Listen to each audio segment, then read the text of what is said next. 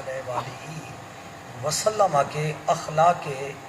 حسنہ کا اللہ رب العالمین نے اس آیہ کریمہ میں مضمون بیان فرمایا کہ حضور سید عالم صلی اللہ علیہ وآلہ وسلم کو اللہ رب العالمین نے خلق عظیم یعنی بلند مرتبہ اخلاق ڈیلنگ میں، معاملات میں، حسن معاشرت میں اور حسن تجارت میں، لین دین کے معاملے میں، کاروباری معاملات میں، رزق کے حصول کے باب میں، رزق کو خرچ کرنے کے باب میں، اور انفرادی اور اجتماعی زندگی کے جتنے بھی دائرے ہیں ان تمام دائروں میں اللہ رب العالمین نے حضور سید عالم صلی اللہ علیہ وآلہ وسلم کو اللہ رب العالمین نے بلند اخلاق کہ حضور سید عالم صلی اللہ علیہ وآلہ وسلم کا اس آیہ کریمہ میں دو اعتبارات سے علماء نے، مفسرین نے کلام کیا ہے کہ اللہ رب العالمین نے حضور سید عالم صلی اللہ علیہ وآلہ وسلم کے خلق کو یعنی حضور علیہ السلام کی تخلیق کو بھی اعلیٰ فرمایا ہے، اور خلق کے ساتھ ساتھ حضور سید عالم صلی اللہ علیہ وآلہ وسلم اپنے آنے کے ساتھ جو حضور زندگی کے گزارنے کا جو سسٹم، جو میکنزم حافظ شفیق جو حضور سید عالم صلی اللہ علیہ وآلہ وسلم اپنی تشریف آوری کے ساتھ جو زندگی کا حضور میکنزم، زندگی کا سسٹم، زندگی کا نظام کہ جینا کیسے ہے، اس دنیا میں رہنا کیسا ہے، اور اس دنیا سے اگر جانا ہے تو جانا کیسے ہے، تو حضور سید عالم صلی اللہ علیہ وآلہ وسلم کا آنا بھی اللہ نے بیان فرمایا، اور اللہ رب العالمین نے حضور سید عالم صلی اللہ علیہ وآلہ وسلم کا اس جہان میں حضور کا رہنا سہنا، آنا جانا، چلنا پھرنا، اپنی گھریلو زندگی سے لے کر حضور سید عالم صلی اللہ علیہ وآلہ وسلم کی وہ زندگی کہ جو زندگی دیگر ادیان، دیگر مذاہب یعنی مسلمانوں کے ساتھ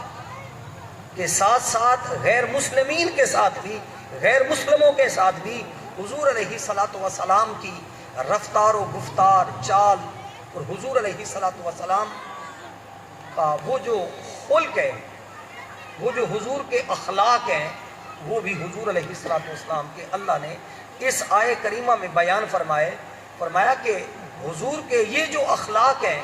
انہی اخلاق کو بیان کرنے کے لیے اللہ رب العالمین نے اس کائنات کو بنایا ہے۔ اب ذرا تھوڑی سی یہ بات سمجھنے والی ہے۔ فرمایا کہ حضور علیہ السلام کا یہ خلق ہے، مثلا حضور سید عالم صلی اللہ علیہ وآلہ وسلم نے، ہم یہاں سے سیٹھ صاحب یہ بات کو شروع کر لیتے ہیں کہ یہ کھانا ہے، یہ بھی حضور کا خلق ہے، یہ حضور کا میلاد ہے کہ آپ گھر پہ دسترخوان سجاتے ہیں، مہمان نوازی کرتے ہیں، تو حضور سید عالم صلی اللہ علیہ وآلہ وسلم نے کھانا کھلانے کے باب میں جو حضور کے اخلاق ہیں، حضور سید عالم صلی اللہ علیہ وآلہ وسلم نے فرمایا من اطعم للہ، کہ جو کوئی اللہ کے لیے کھلاتا ہے، من اطعم للہ اطعمہ اللہ یوم القیامہ، فرمایا کہ جو بندہ مخلوق کو اللہ کے لیے کھلاتا ہے تو اللہ قیامت کے دن اس کو کھلائے گا۔ حضور سید عالم صلی اللہ علیہ وآلہ وسلم نے ارشاد فرمایا، حضور علیہ السلام نے فرمایا کہ یاد کر لو کہ من کسا للہ ہے، فرمایا جس نے اللہ کے لیے بندے کو پہنایا، یعنی پہناوا دینا، کسی کو چھت دینا، کسی کو کپڑے دینا، کسی کو لباس دینا، کسی کو جوتا دینا، کسی کی شادی کے سلسلے میں اس کی شادی کے لیے، بیٹی کے لیے، بیٹے کے لیے شادی کا ساز و سامان، اس کو شادی کا اہتمام کر دینا، فرمایا کسی کو چھت دے دینا، کسی کو مکان بنا کر دینا، کسی کے کاروبار، کسی کو چھاپڑی بے روزگار آدمی ہے تو اس کو آپ نے بھیک مانگنے سے بچانے کے لیے، اس کو سہارا دینے کے لیے آپ نے اس کو جاب دے دی، اس کو ملازمت دے دی. اور یہی حضور سید عالم صلی اللہ علیہ وآلہ وسلم کے اخلاق ہیں کہ ایک شخص حضور سید عالم صلی اللہ علیہ وآلہ وسلم کی بارگاہ میں حاضر ہوتا ہے، اور حضور سید عالم صلی اللہ علیہ وآلہ وسلم جب اسے منگتا، سوال کرتا ہوا حضور پاتے ہیں، تو حضور فرماتے ہیں کہ کیا تیرے گھر میں کچھ ہے؟ وہ عرض کرتا ہے کہ یا رسول اللہ صلی اللہ علیہ وآلہ وسلم میرے گھر میں یہ کچھ ہے. حضور نے فرمایا جاؤ بازار میں جا کر تم کلہاڑی لے کر آؤ. اب یہ حضور کے اخلاق دیکھیے کہ حضور سید عالم صلی اللہ علیہ وآلہ وسلم نے معاشرے کو، سوسائٹی کو جو ڈائریکشن دی ہے، جو سوسائٹی کو سہارا دینے کا جو حضور نے نظام دیا ہے، وہ نظام لائق توجہ ہے کہ حضور علیہ السلام نے کلہاڑی خرید کروائی اس کے پیسوں سے، اور کلہاڑی کو خرید کر کے نبی علیہ السلام نے اس کے افق کو، اس کے ذہن کو، اس کے دماغ کو القاسم و حبیب اللہ کے کہ جو کمانے والا ہے وہ اللہ کا دوست ہے. حضور علیہ السلام نے فرمایا کہ یہ کلہاڑی لو، جاؤ جنگل میں جا کر لکڑیاں کاٹ کے لاؤ، کہ یہ جنگل جو ہے یہ اللہ رب العالمین نے کسی ایک مافیا کے لیے، کسی ایک طبقے کے لیے، کسی ایک گروہ اور خاندان کے لیے یہ جنگل نہیں ہے. یہ جنگل اللہ تعالیٰ کا عطیہ ہے، یہ اللہ کا دسترخوان ہے جس سے امیر اور غریب سب لوگ اس سے فائدہ اٹھائیں. اب یہ بتاؤں کہ حضور سید عالم صلی اللہ علیہ وآلہ وسلم نے جنگل کے بارے میں بتایا، فرمایا کہ یہ جو پانی ہے قدرتی پانی، فرمایا کہ اس پر کسی ایک طبقے کا، ایک خاندان کا، ایک جماعت کا، ایک گروہ کا اس کے اوپر بالجبر قبضہ نہیں ہے. یہ پانی اللہ کا عطیہ ہے. فرمایا اس سے جنگل کا بھیڑیا بھی پیے، شیر بھی پیے، اور جنگل کا درندہ بھی پیے، امیر بھی پیے، غریب بھی پیے. فرمایا کہ یہ پانی اللہ تعالیٰ کی طرف سے یہ قدرتی دسترخوان ہے. فرمایا اسی طرح جنگل کی لکڑی اور جنگل کا گھاس بھوس، فرمایا کہ یہ جنگل کے اندر پایا جانے والے جو جانور ہیں، فرمایا یہ اللہ رب العالمین نے انسانوں کے لیے پیدا کی. اور حضور سید عالم صلی اللہ علیہ وآلہ وسلم نے فرمایا کہ جاؤ جنگل میں جا کر لکڑیاں کاٹ کے لاؤ. اور حضور علیہ السلام نے، امام بخاری علیہ رحمہ نے اور دیگر کئی محققین نے سایہ دار درخت کے حقوق بیان کیے کہ حضور علیہ السلام نے اس موقع پر فرمایا کہ تم نے لکڑی تو کاٹنی ہے لیکن ایسی لکڑی نہیں کاٹنی کہ جس کے ساتھ پھل لگا ہوا ہو. یہ حضور کے اخلاق ہے. فرمایا کہ پھردار لکڑی کو نہ کاٹنا، فرمایا وہ لکڑی بھی نہ کاٹنا کہ جو راستے پر موجود ہے، کہ گزرنے والے مسافر اگر اس راستے سے گزریں اور اگر ان کو پڑاؤ کرنا پڑے اور ان کو رہنا پڑے، اور وہ پڑاؤ کرنے کے لیے اگر وہ ان کو گرمی کی تپش میں، حدت میں، شدت میں اگر سائے کی ضرورت ہو تو وہ کہیں پریشان نہ ہو جائیں. فرمایا کہ تم نے ان پگ ڈنڈیوں سے جا کر لکڑی کاٹنی ہے کہ جہاں پر عام لوگوں کی، حاجی صاحب، وہ گزرگاہ نہیں ہے. یہ حضور علیہ السلام کے اخلاق ہے. نبی علیہ السلام نے فرمایا کہ تم نے لکڑی کوشش کرنی ہے کہ خشک لکڑی کاٹ کے لانی ہے، سبزے والی اور پھل والی اس کو نہ کاٹنا. اور فرمایا اس کو بھی نہ کاٹنا کہ جس کے سائے کی ضرورت ہو اور وہ شاہراہ پر موجود ہو. اور حضور سید عالم صلی اللہ علیہ وآلہ وسلم نے اس کو لکڑی کاٹنے کے لیے فرمایا اسے لے آؤ اور اسے آ کر تم فروخت کرو. حضور علیہ السلام نے یہ سہارا دیا معاشرے کو، سوسائٹی کو، رہنمائی کا. اور وہ لکڑیاں کاٹتے ہوئے، بیچتے ہوئے کچھ دنوں کے بعد اللہ رب العالمین نے اس کو صاحب زکوٰۃ، صاحب مال بنا دیا. حضور سید عالم صلی اللہ علیہ وآلہ وسلم نے فرمایا کہ اگر میں تمہیں چند سکے درہم و دینار اگر دے دیتا تو یہ چند سکے درہم اور دینار یہ ساری زندگی کے لیے تمہاری عادت بنا دیتے کہ تم اس سے مانگتے، اس سے مانگتے، اس سے مانگتے. فرمایا کہ جانتے نہیں ہو کہ یہ نبی علیہ السلام کے اخلاق ہیں. فرمایا کہ تم میں سے افضل ہاتھ وہ ہے جو دینے والا ہے. الید العلیٰ کا الفاظ نبی علیہ السلام نے فرمایا کہ یہ جو اوپر والا ہاتھ ہے یہ دینے والا. حضور علیہ السلام نے فرمایا کہ بات یہ ہے کہ اگر معاشرے میں اگر کوئی کسی مجبوری کے تحت وہ معذور ہے، اپاہج ہے، لولا ہے، لنگڑا ہے، اور وہ اس کا کوئی عضو اللہ رب العالمین نے ایک بندے کے دوسرے کی ابتلا کے لیے، آزمائش کے لیے، امتحان کے لیے اگر اللہ رب العالمین کی طرف سے اس کے قضا کا تیر چلا ہے کہ جس سے وہ معاشرے کا فعال اور مستعد رکن نہیں ہے، معاشرے کا شہری نہیں ہے، تو اب اسے اس کے حاجت کو پورا کرنا، لیکن صحت مند آدمی ہے اور وہ کما بھی سکتا ہے اور کمانے والا، اور وہ بھیک مانگنے پر عادی اس کا ضمیر جو ہے، حضور علیہ السلام نے فرمایا کہ اس بندے کا عادی ضمیر نہ بناؤ کہ لوگوں سے سوال کرتا رہے. حضور سید عالم صلی اللہ علیہ وآلہ وسلم نے جہاں مالداروں کو یہ فرمایا کہ مالداروں تم خرچ کرو، وہاں معاشرے اور سوسائٹی کے ان افراد کو فرمایا کہ ان کو عادت نہ بنا دینا کہ بے روزگاری جو ہے کہ تم ہاتھ پہ ہاتھ دھر کر بیٹھے رہو اور تم لوگوں سے فقط سوال کرتے رہو. فرمایا نہیں، فرمایا یہ حضور کے اخلاق حسنہ میں فرمایا کہ حضور سید عالم صلی اللہ علیہ وآلہ وسلم نے اس کو سبب فراہم فرمایا. اب بات جہاں سے میں اٹھانا چاہتا ہوں اور جس طرف بھائی محمد حسین لے کر جانا چاہتا ہوں وہ بات یہ ہے کہ حضور سید عالم صلی اللہ علیہ وسلم نے معاشرے کو، سوسائٹی کے افراد کو، مرد اور عورتوں کو کام کرنے پر سبب کو اختیار کرنے کا حضور علیہ السلام نے حکم فرمایا. چودھری صادق صاحب یہ بڑی خاص ایک بات ہے. دیکھیے کہ حضرات انبیاء علیہ السلام کو اللہ رب العالمین نے معجزات عطا فرمائے، لیکن اگر آپ ان معجزات کے اندر اگر ان کی لوجک دیکھیں تو معجزات میں بھی اللہ رب العالمین نے برکت، رحمت اللہ نے فرمائی ہے، لیکن معجزے میں بھی عمل نبی کا، اللہ کے پیغمبر کا اللہ نے بطور سبب کے رکھا ہے. دیکھیے میں آپ کو ائمہ نے، محدثین نے، شارحین نے یہ ایک خاص نقطہ بیان کیا ہے کہ حضور سید عالم صلی اللہ علیہ وآلہ وسلم کے دین میں دو چیزیں ہیں کہ برائی سے رکنے کے لیے بھی کوشش کرنا.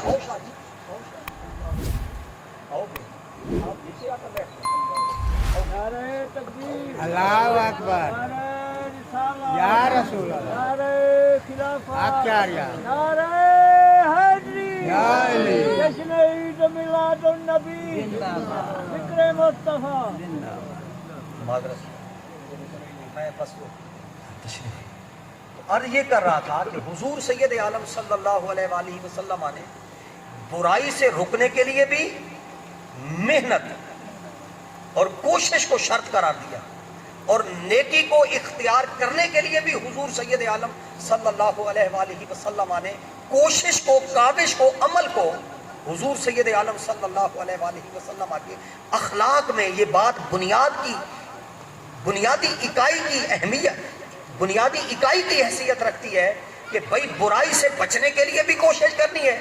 اور نیکی اور خیر اور بھلائی کو، اچھائی کو کرنے کے لیے بھی کوشش کرنی ہے. مثلا میں آپ کو چند ایک مثالیں دوں تاکہ بات سمجھ میں آ جائے، تاکہ آسان معاملہ ہو جائے. سورہ یوسف میں آتا ہے کہ جب مائی زلیخا نے حضرت یوسف علیہ السلام کو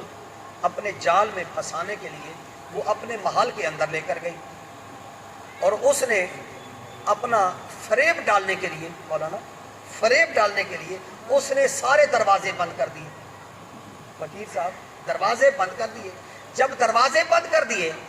تو حضرت یوسف علیہ السلام کو سامنے نظر آ رہے ہیں کہ سارے دروازے محل کے بند کر دیے اور یہ اپنا نفس کا فریب میرے اوپر ڈالنا چاہتے ہیں. اور حضرت یوسف علیہ السلام بھاگے دوڑے. قرآن بیان کرتا ہے. محققین نے یہاں ایک سوال اٹھایا کہ وجہ کیا ہے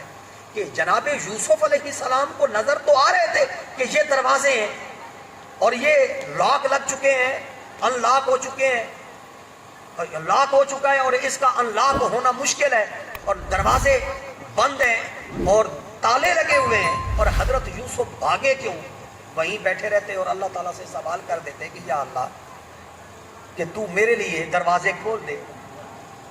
محققین نے کہا کہ اصل ماجرا یہ تھا کہ اللہ تعالیٰ نے یوسف علیہ السلام کو القاء کیا کہ یوسف تمہارا کام ہے سبب کے طور پر عمل کرنا،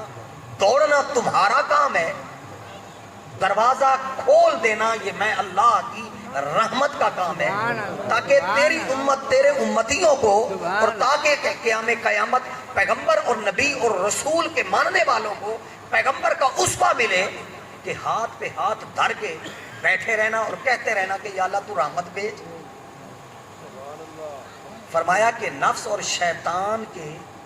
دو اور پیچ سے بچنے کے لیے پیغمبر کا اسوہ یہ ہے کہ بھاگنا کام تمہارا ہے، برائی اگر تمہارے اوپر مسلط ہو جائے، کہیں سے دعوت برائی کی آ جائے تو اس کو قبول کر لینا اور ہاتھ پہ ہاتھ رکھ دینا، کہنا میں تو مجبور تھا، میرے اوپر برائی آ گئی ہے، ماحول خراب ہے، ایسا خراب ہے۔ تو اللہ رب العالمین نے جناب یوسف علیہ السلام کی دوڑ لگوائی اور دوڑ لگا کر حضرت یوسف علیہ السلام کے لیے دروازے کھل گئے اور اللہ نے اپنی رحمت سے دروازے کھلائے۔ اور پھر ماجرا بادشاہ کے پاس یہ پہنچا، عزیز مصر کے پاس، کہ جب یہ الزام لگایا گیا تو اللہ رب العالمین نے ایک معصوم بچے کو جناب یوسف کی پاک دامنی میں کلام کروایا۔ انہوں نے کہا کہ کرتا آگے سے پھٹا تھا یا پیچھے سے پھٹا تھا۔ اب یہ واقعہ میں بیان نہیں کرنا چاہتا، بات یہاں سے لوجیکلی یہ عرض کرنا چاہتا ہوں کہ انبیاء علیہ السلام کے جو اخلاق ہیں، ان اخلاق کی جو بنیاد ہے وہ ہے عمل اور سبب۔ فرمایا کہ وَاسْأَلُوا اللَّهَ مِنْ فَضْلِهِ، فرمایا کہ عمل کرو لیکن سوال اللہ تعالیٰ سے فضل کا کرو۔ فرمایا عمل کرنا ضروری ہے، عمل کی بنیاد پر مغفرت نہیں ہونی، بخشش نہیں ہونی، مغفرت اور بخشش اللہ کے فضل پر ہونی ہے، رحمت پر ہونی ہے، لیکن فضل اور رحمت پر جو مغفرت اور بخشش ہونی ہے، اس کا یہ معنی نہیں ہے کہ آپ اور میں عمل بھی نہ کریں، عمل نہ کریں اور عمل نہ کر کے کہیں کہ اللہ فضل دے۔ اللہ فرماتا ہے کہ عدل کی بنیاد پر تو کام کر، اور لیس الانسان الا ما سعی، کوشش کرنا تیرا کام ہے، اور اللہ تعالیٰ سے اپنی کوشش کا سوال نہ کر کہ یا اللہ میں نے یہ نیک کام کیا ہے اس بنیاد پر دے۔ فرمایا نہیں، سوال کر اللہ کے فضل کا، عمل کر۔ کہا کہ یا اللہ میرا کام تھا عمل کرنا، اب اس عمل کو قبول کر کے اسے دگنا 10 دگنا کر دینا، یا اللہ یہ تیرے فضل کا کام ہے۔ اب آپ کو اگلی بات بتاتا ہوں، دیکھیے حضرت عیسیٰ علیہ السلام کے معجزات آتے ہیں۔ حضرت عیسیٰ، میں آپ کو عمل کی بات بتا رہا ہوں کہ حضور علیہ السلام کا لایا ہوا جو اخلاق حسنہ کا چارٹر ہے وہ یہ ہے کہ عمل جو ہے وہ ضروری ہے، کہ کھلانے کا عمل ہے، پہنانے کا عمل ہے، شفقت کا عمل ہے، رحمت کا عمل ہے۔ فرمایا یہ ضروری ہے، ہاتھ پہ ہاتھ دھر کے نہیں بیٹھنا کہ اللہ تعالیٰ سے سوال کرنا ہے اور بیٹھے رہنا ہے۔ فرمایا نہیں، دکان کھولنی پڑے گی، برکت تب مانگی جائے گی، دکان کھولنی پڑے گی، چابڑی لگانی پڑے گی، زراعت کرنی ہوگی، کھیتی کاشت کرنی ہوگی، بیج ڈالنا ہوگا، برکت، بیج ڈالنے کے بعد رشتہ ازدواج کرنا ہوگا، بچے اولاد اللہ سے مانگنے ہوں گے۔ اب یہ تو نہیں ہو سکتا کہ رشتہ ازدواج بھی نہ ہو تو اللہ سے سوال کیا جائے۔ فرمایا کہ کھانا بنانا، کاروبار کرنا، تجارت کرنا، مل، فیکٹری، فرمایا کہ برکت اللہ ڈالتا ہے، برکت کا سوال تو اللہ سے ہوگا، لیکن سبب میں کوئی نہ کوئی ہیلا وسیلہ کرنا پڑے گا۔ تو یہی وجہ ہے کہ حضرت عیسیٰ علیہ السلام کا معجزہ آتا ہے کہ حضرت عیسیٰ علیہ السلام کے بارے میں آتا ہے انی اخلق لکم من الطین کہیئۃ الطیر۔ قرآن بیان کرتا ہے کہ حضرت عیسیٰ علیہ السلام وہ مٹی کے پرندے بناتے تھے، ان میں پھونک ڈالتے تھے، وہ اڑ جاتے تھے۔ یہاں تک تو علماء بیان کرتے ہیں، لیکن شارحین نے اگلی بات کی۔ شارحین کہتے ہیں کہ بھائی حضرت عیسیٰ علیہ السلام مٹی کے پرندے نہ بھی بناتے، ویسے کہہ دیتے کہ یا اللہ پرندہ بنا کر بھیج دے، لیکن اللہ نے عیسیٰ علیہ السلام کو کہا کہ عیسیٰ سبب کے طور پر، عمل کے طور پر کہ تو پرندے تو بنا، مٹی کی مورتیاں بنا لے، پھر ان میں پھونک بھی مار۔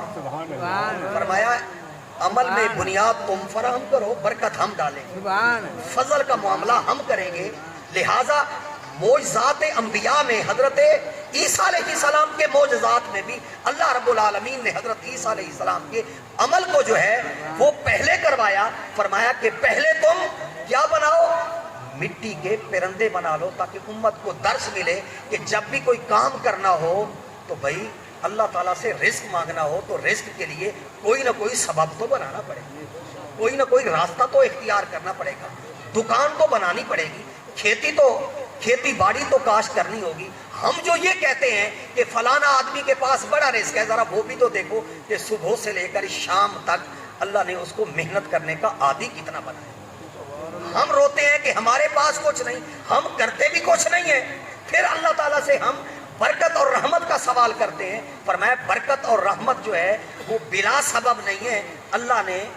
برکت کو، رحمت کو اللہ نے سبب کے تحت پابند کر دیا ہے، کیونکہ معجزات نبی کے ہیں. اور معجزہ جو تھا بغیر عمل کے اور بغیر کسی سبب کے، بغیر کسی واسطے کے، کیونکہ اس معجزے کا خالق اور مالک جو ہے وہ تو اللہ ہے. اللہ سبب کا تو محتاج نہیں ہے، لیکن اس معجزے کا اظہار پیغمبر کی ذات پر ہو رہا ہے. تو اللہ تعالیٰ امت کو معجزات کے اندر بھی یہ درس دے رہا ہے کہ دیکھو تو صحیح کہ حضرت عیسیٰ علیہ السلام مٹی کے پرندے تو بناتے تھے،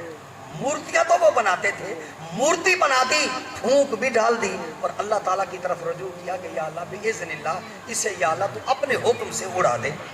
تو فرمایا کہ اب رحمت بھی ہوئی، برکت بھی ہوئی، اور معجزہ جو ہے وہ خرق عادت یعنی عادت کے خلاف. مٹی کے پرندے اڑتے تو نہیں ہیں لیکن اڑنے لگے. مٹی کے پرندے سبب کے طور پر عیسیٰ نے بنائے، ان کو اڑا اللہ نے دیا،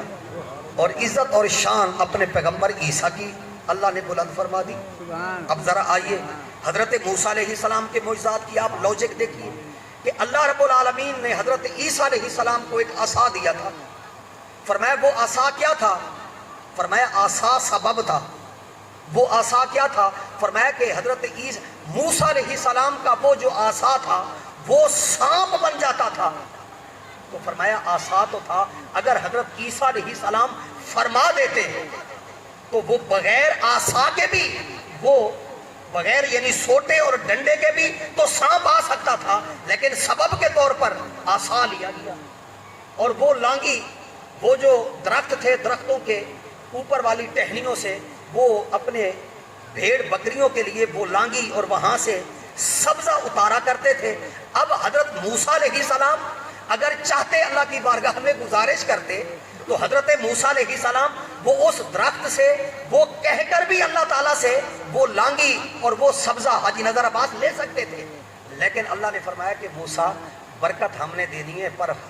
عصا اور ڈنڈا ہاتھ میں رکھ، اس کو بروئے کار تولا، اس کو بڑا کر دینا، اسے چھوٹا کر دینا، فرمایا اسے لمبا کر دینا. فرمایا کہ جتنی اس کی ضرورت ہے. اس لیے تو حضرت سیدنا امام جعفر صادق علیہ السلام ارشاد فرماتے ہیں کہ تم نے دیکھا نہیں ہے کہ جانور یہ اللہ تعالیٰ کی کتنی شاہکار مخلوق، اللہ تعالیٰ کی کتنی شاہکار قدرت ہے کہ جن جانوروں کی خوراک اللہ نے درختوں پر رکھی ہے تو اللہ نے ان کو گردنیں بھی لمبی دی ہیں. فرمایا زرافہ کی گردن لمبی ہے، اونٹ کی گردن لمبی ہے. فرمایا کہ جانتے ہو کہ اللہ رب العالمین نے ہاتھی کو یہ سونڈ کیوں دی ہے؟ فرمایا کہ وہ بھاری بھرکم ہے، اگر اسے خود بیٹھ سونڈ سے پانی پینا نہ ہوتا تو یہ مشکل ہو جاتا. یہ سونڈ کیوں دی؟ فرمایا اگر اس کے جسم کی ساخت کو اگر یوں بنایا ہے تو حضرت ارشاد فرماتے ہیں کہ اللہ رب العالمین نے ہر ایک مخلوق میں اللہ نے اپنی قدرت کا شاہکار اس میں رکھا ہے کہ اللہ رب العالمین نے جس کو جتنی طاقت اور قوت، جتنی اس کو جسمانی ساخت دی ہے، اسی طرح اللہ رب العالمین نے اس کو خوراک کو حاصل کرنے کے لیے بھی اسی طرح کے ذرائع عطا فرمائے. فرمایا کہ تم جانتے نہیں ہو کہ یہ جانور. یہی وجہ ہے کہ حضور سیدنا امام جعفر صادق علیہ السلام رضی اللہ تعالیٰ عنہ ارشاد فرماتے ہیں کہ ہمارے جد کریم جناب علی المرتضیٰ کرم اللہ وجہ الکریم آگے جا رہے ہیں، جاتے جاتے تو کہتے ہیں کہ راستے میں حشرات الارض، یہ کیڑیاں مکوڑیاں، یہ کیڑے مکوڑے، یہ چونٹیاں جا رہی تھی. اور وادی نمل، حضرت امام جعفر صادق فرماتے ہیں کہ یہ جو نمل ہے نا، نمل، یہ سلیمان علیہ السلام پر یہ جو سارا معاملہ ہے اور یہ جو چونٹی والا معاملہ ہے، اور حضرت سیدنا مولا علی المرتضیٰ کرم اللہ وجہ الکریم چونٹیوں کو دیکھ کر سورہ نمل کی تلاوت کرتے ہیں. آپ کے ساتھ حضرت کمبر غلام موجود ہے، وہ کہتا ہے کہ یا علی یہ بتائیں کہ کیا ان چونٹیوں کی کوئی تعداد کو بھی جانتا ہے؟ حضرت علی فرماتے ہیں کہ تم تو یہ کہتے ہو، میں تو ان چونٹیوں میں تمہیں نر اور مادہ پکڑ کے بھی بتا سکتا ہوں، ان میں نر کتنے ہیں، مادہ کتنے ہیں. فرمایا تمہیں میں یہ بھی بتا سکتا ہوں، فرمایا میں ان میں تمہیں یہ بھی بتا سکتا ہوں کہ کون سی چونٹیاں ہیں کہ جن کے اللہ رب العالمین نے ڈنگ میں اللہ رب العالمین نے حفاظت کرنے کے لیے اور بار برداری کا یعنی مال اکٹھا کرنے کے لیے، غلہ اکٹھا کرنے کے لیے کس چونٹی کی ڈپٹی لگائیے، وہ بھی میں چونٹی اٹھا کے بتا سکتا ہوں۔ تم تو اس کی تعداد کہتے ہو، میں تو اس کے نر اور مادہ کے بارے میں بھی بتا سکتا ہوں۔ اب حضرت موسیٰ علیہ السلام کو اللہ نے عصا سبب کے طور پر دیا۔ اب دیکھیے محققین نے کہا کہ حضرت موسیٰ علیہ السلام کی جو ذات ہے، اللہ تعالیٰ نے ان کو ہاتھ کا ید بیضا یعنی ہاتھ سفید ہوتا ہے اس کا معجزہ دیا۔ فرمایا اللہ نے حکم کیا کہ موسیٰ اس ہاتھ کو تم اپنے بغل میں لے جاؤ اور بغل سے باہر نکالو گے تو وہ چمکتا ہوگا۔ امام محمود علوسی علیہ رحمہ کہتے ہیں، وہ کہتے ہیں کہ معجزہ تو حضرت موسیٰ علیہ السلام کا تھا، لیکن اللہ چاہتا اور حضرت موسیٰ علیہ السلام اللہ کی بارگاہ میں عرض کرتے کہ یا اللہ ہاتھ بھی میرا سامنے ہو اور چمکنے والا ہو، مجھے ادھر بغل میں لے جانے کی بھی حاجت نہ ہو، تو تب بھی تو ہاتھ چمکنے والا ہو سکتا تھا۔ لیکن موسیٰ علیہ السلام کو اللہ نے حکم کیوں کیا کہ یہ ہاتھ اندر لے جاؤ؟ فرمایا موسیٰ ہاتھ کو حرکت دینا ضروری ہے۔ فرمایا اگر اللہ کی رحمت اور برکت حاصل کرنی ہے تو انبیاء علیہ السلام کے معجزات میں بھی نبیوں کی امتوں کے لیے پیغام یہ ہے کہ معجزہ کا اظہار موسیٰ علیہ السلام پر ہو رہا ہے، لیکن عمل تو حضرت موسیٰ علیہ السلام بھی اپنے ہاتھ کو حرکت دے کر پہلے بغل میں لے جاتے ہیں پھر باہر نکالتے ہیں تو چمکتا ہوا ہے۔ تو اندر نہ لے جانا پڑتا، حرکت نہ کرنی پڑتی، ویسے بھی وہ چمکدار ہو سکتا تھا، لیکن یہ اندر لے جانے کا حکم کیوں ہوا؟ فرمایا کہ آپ اسے بغل میں لے جائیں تاکہ پتہ چل جائے کہ اللہ تعالیٰ مدد تو دیتا ہے، نصرت تو دیتا ہے، مدد کے لیے سبب اور عمل کو فراہم کرنا۔ ہم جو کہتے ہیں کہ فلسطین میں، چیچینیا میں اور بوسینیا میں اور فلاں فلاں مقام میں مسلمان مظلوم ہے، اللہ مدد فرمایا مدد تو اس کی آئے گی، لیکن مدد تب آئے گی کہ جب مسلمان بھی عمل کریں گے، ہمارے حکمران بھی غیرت حمیت کا، آپ اور میں بھی۔ فرمایا انفرادی زندگی سے لے کر اجتماعی تک، فرمایا کہ عمل کو فراہم کرنا ضروری ہے، اور یہی وہ وجہ ہے جو بات میں عرض کرنا چاہتا ہوں۔ اب حضور علیہ السلام کے اسوہ حسنہ میں عرض کرتا ہوں کہ حضور علیہ السلام کے معجزات، کئی ایسے معجزات ہیں جن میں حضور سید عالم صلی اللہ علیہ وآلہ وسلم نے سبب کو، حضور علیہ السلام نے سبب کو اختیار فرمایا۔ مثلا وہ حضرت جابر کے ہاں جب حضور تشریف لے کر گئے اور وہ ایک غزوہ کے موقع پر نبی علیہ السلام کو بھوک لگی ہوئی ہے، اور حضور سید عالم صلی اللہ علیہ وسلم حضرت جابر سے پوچھتے ہیں ذرا گھر والوں کے پاس جاؤ، ذرا پوچھ کے لاؤ کہ گھر میں کچھ پکا ہے۔ حضرت جابر اپنے گھر میں جاتے ہیں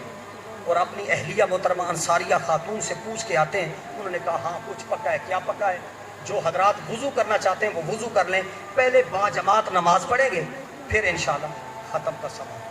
تو بات ختم کرتا ہوں اسی بات پر کہ حضور سید عالم صلی اللہ علیہ وآلہ وسلم کی مبارک ذات نے وہ حضرت جابر سے پوچھا گھر میں، تو انہوں نے کہا کہ 2-3-4 افراد کا کھانا موجود ہے۔ حضور سید عالم صلی اللہ علیہ وسلم نے سارے صحابہ کو لے کر چلے گئے۔ انصاریہ خاتون حیران اور پریشان ہو گئی کہ جابر گھر میں تو 3-4-5 افراد کا کھانا ہے، آپ سب کو لے کر آ گئے۔ تو انصاریہ خاتون کو جابر نے بتایا کہ میں نے تو بات چپکے سے جا کر کی، حضور نے دعوت دے دیا۔ فرمایا کہ پھر اللہ جانے، اللہ کا رسول جانے، پھر ہمارا معاملہ نہیں ہے، ہم نے تو اپنی بات بتا دی۔ اب بات یہاں چودھری صادق یہ سمجھنے والی ہے کہ نبی علیہ السلام نے فرمایا کہ انصاریہ کو جا کر کہو کہ وہ ہانڈی کو چولہے سے نیچے نہ اتارے اور کھانا تھا۔ یہ جو صوفیاء حضرت بابو جی کے احوال میں آتا ہے کہ جب وہ مدینہ شریف میں لنگر تقسیم کرنے کے لیے گئے تو فرمایا خرزین کا طرح منہ بند کر کے رکھنا، نکالتے رہنا، کپڑے کے اندر سے نکالتے رہنا، کپڑا کھول کر دیکھنا نہیں ہے۔ یہ اس عمل کے لیے یہ حضور کی یہ حدیث ہے۔ نبی علیہ السلام نے فرمایا کہ جابر اپنی اہل خانہ کو جا کر کہو کہ ہنڈیا کو چولہے سے نہیں اتارنا۔ اور وہ کتنے صحابہ تھے؟ کہتے ہیں کثیر تعداد میں تھے، کیونکہ عدد مقصود نہیں ہے، تعداد کثیر تھی۔ محدثین نے کہا کہ اتنی کثیر تعداد تھی کہ جو عادتاً وہ کھانا اتنے افراد کو پورا نہیں ہو سکتا تھا، لیکن نبی علیہ السلام کے معجزہ ہوا، برکت ہوئی کہ وہ کئی اصحاب نے اس کو کھانا کھا لیا۔ اب یہاں بات جو بتانے کی ہے کہ نبی علیہ الصلوۃ والسلام چاہتے تو پکا پکایا کھانے کے لیے اللہ کی بارگاہ میں دعا کر دیتے، پکا پکایا کھانا آ جاتا، اور پکا پکایا کھانا آتا بھی تھا، لیکن نبی علیہ الصلوۃ والسلام نے کھانے کو سبب کے طور پر، عمل کے طور پر، واسطے کے طور پر نبی علیہ الصلوۃ والسلام نے لیا۔ فرمایا کہ برکت کی دعا کریں گے لیکن عمل میں کھانا بھی تو ساتھ رکھ لیں۔ اسی طرح نبی علیہ الصلوۃ والسلام ایک پانی کے مشکیزے کے پاس پہنچے، صحابہ کو پیاسے ہیں، پانی نہیں ہے، نبی علیہ الصلوۃ والسلام نے پانی کا مشکیزہ، اس میں چند قطرے تھے، چند قطروں کو بھی بطور عمل کے لیا، سبب کے لیا۔ اگر حضور چاہتے